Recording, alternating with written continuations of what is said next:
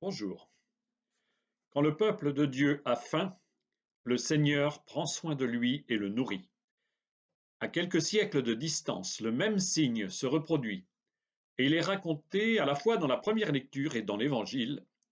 Au temps ancien du prophète Élisée, il suffit de 20 pains d'orge pour nourrir 100 personnes. Avec seulement 5 pains d'orge et 2 poissons, Jésus donne à manger à 5000 hommes.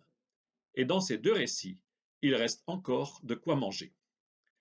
L'écoute de la parole de Dieu ce dimanche 25 juillet, 17e dimanche du temps ordinaire, ouvre ainsi une longue séquence.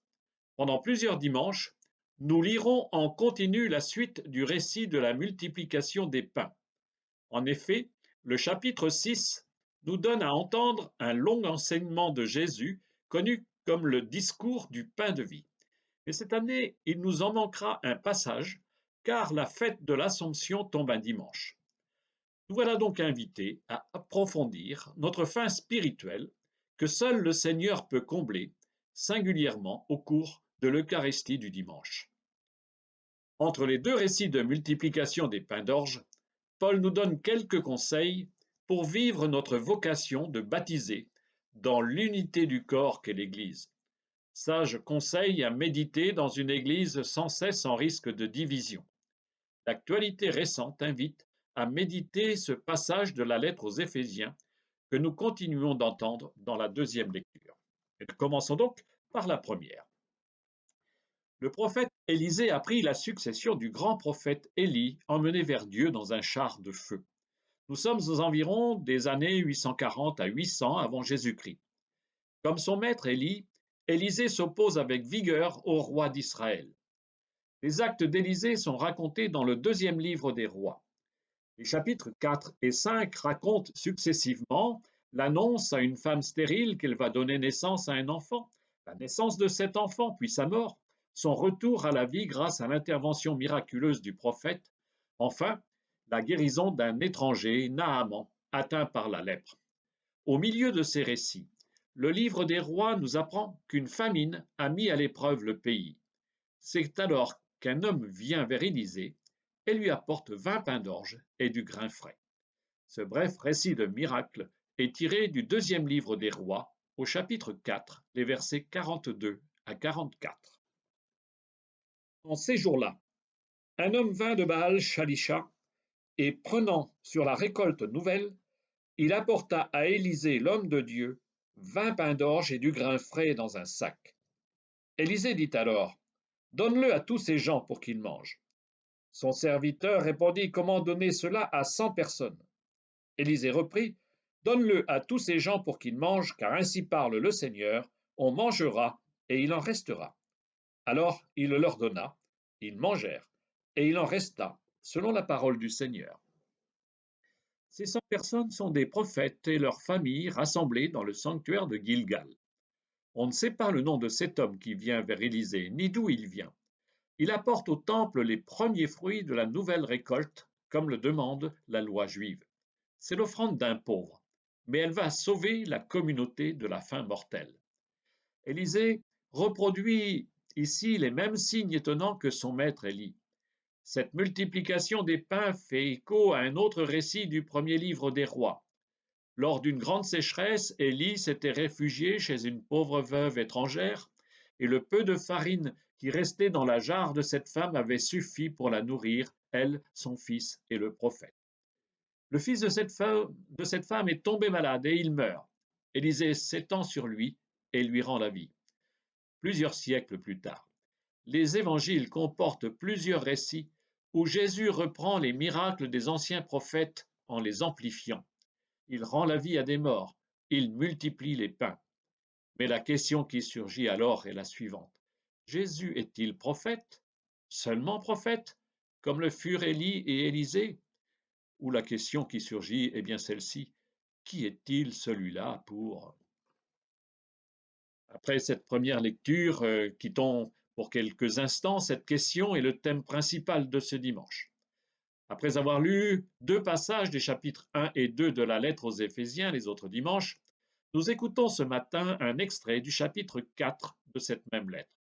Nous apprenons au passage que Paul est en prison, sans doute après son arrestation à Jérusalem où il a risqué d'être lynché par la foule avant d'être transféré pour être jugé à Rome. Tout cela est raconté à partir du chapitre 21 des Actes. Dans ce passage choisi pour ce dimanche, appelle à vivre la foi dans l'unité du corps. Les conseils que donne ici Paul valent en tout temps, et particulièrement encore aujourd'hui. On peut trouver le texte de la deuxième lecture au chapitre 4 de la lettre aux Éphésiens, les versets 1 à 6.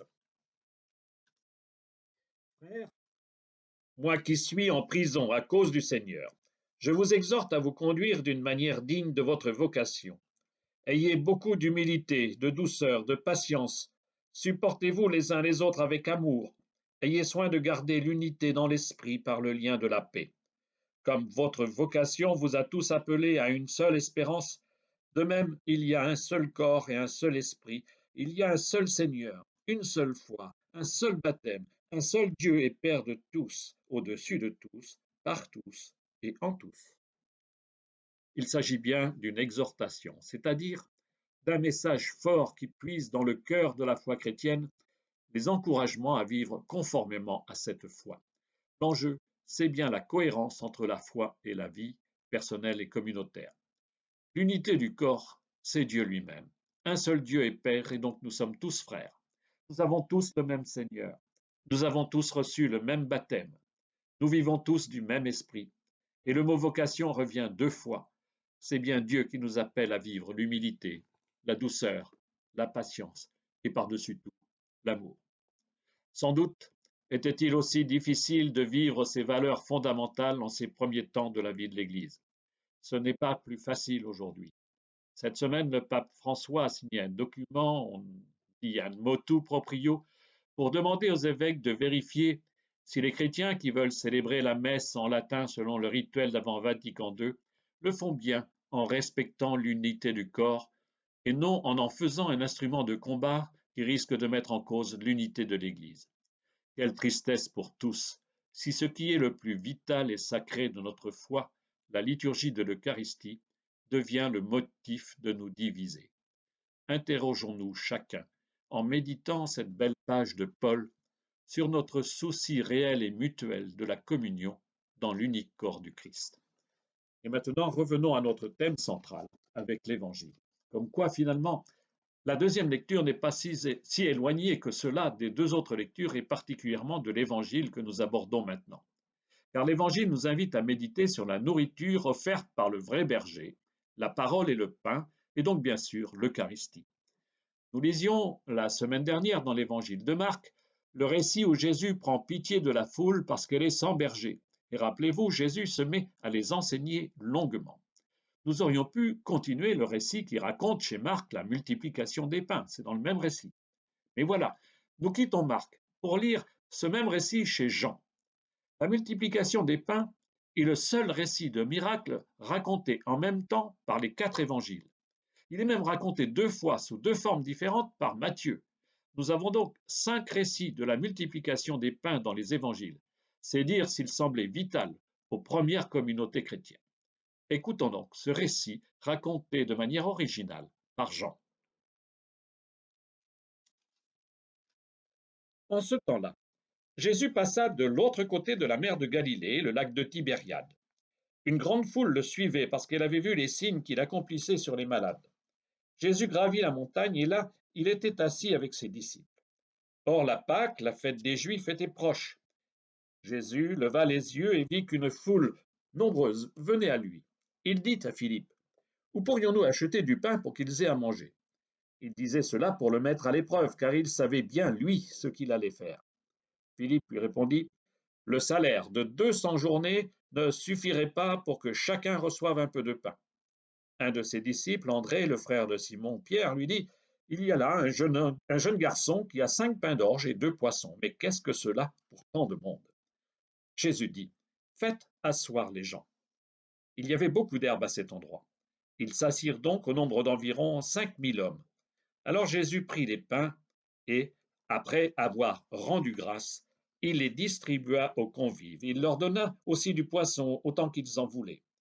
Quand ils eurent mangé à leur faim, il dit à ses disciples, rassemblez les morceaux en surplus pour que rien ne se perde. Ils les rassemblèrent, et ils remplirent 12 paniers avec les morceaux des 5 pains d'orge, restés en surplus pour ceux qui prenaient cette nourriture. À la vue du signe que Jésus avait accompli, les gens disaient, c'est vraiment lui, le prophète annoncé, celui qui vient dans le monde. Mais Jésus savait qu'ils allaient l'enlever pour faire de lui leur roi. Alors, de nouveau, il se retira dans la montagne, lui seul. Ce récit se situe dans un triple cadre symbolique. Jésus a traversé la mer, il est passé de l'autre côté. Or, la mer, dans la Bible, c'est le lieu de la mort que Jésus aura traversé lorsque les chrétiens célébreront le repas en mémoire de lui. Quelques versets plus loin, l'évangile de Jean raconte comment Jésus vient vers ses disciples en marchant vers la mer. Il est celui qui, par sa mort, a vaincu la mort. Ensuite, Jésus gravit la montagne. Comme Moïse et Élie ont rencontré le Seigneur sur la montagne, Jésus emmène ses disciples et la foule sur la même montagne, car c'est là que le Seigneur se révèle. Enfin, la fête de la Pâque approche. Elle est la grande fête où le peuple d'Israël fait mémoire de sa délivrance. Mais chez Jean, la Pâque, c'est la fête où Jésus prend la place de l'agneau pascal et donne sa vie pour ses amis. Jésus emmène la foule pour la nourrir de sa vie donnée pour eux. D'emblée, Jésus pose une énigme dont lui seul connaît la solution. Comment nourrir une telle foule qui a faim? Philippe est désarçonné, c'est impossible. Or la Bible ne dit-elle pas à plusieurs reprises, à Dieu, rien n'est impossible. André constate, impuissant, il y a un petit garçon, mais il n'a que 5 pains et 2 poissons. Moins de pain que pour Élisée, et tellement plus de gens. Mais Dieu ne peut-il pas l'impossible miracle en se servant de la pauvreté de cet enfant? Le miracle est possible, car ce petit garçon a bien voulu donner ses pains et ses poissons.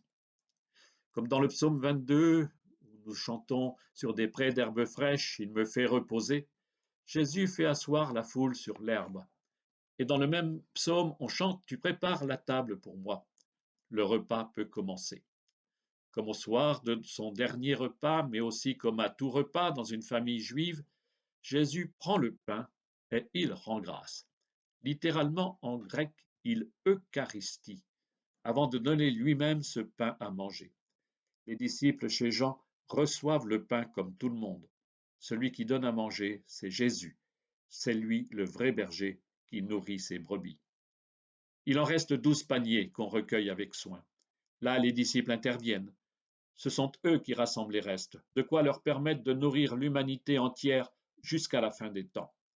Quand Dieu nourrit son peuple, il le fait sans mesurer son don à profusion. Moi, je suis venu, nous dira Jésus, pour que les brebis aient la vie en abondance. C'est au chapitre 10, verset 10 du même évangile de Jean. Mais qui est-il, celui-là? La foule a bien vu le signe, plus fort que celui des vieux prophètes. S'il est le Messie, le grand prophète que tous attendent, vite emmenons-le à Jérusalem qu'il devienne le roi libérateur du peuple opprimé. Mais Jésus leur échappe, car tel n'est pas le projet de Dieu. Il se retire dans la solitude, comme il sera seul sur la croix.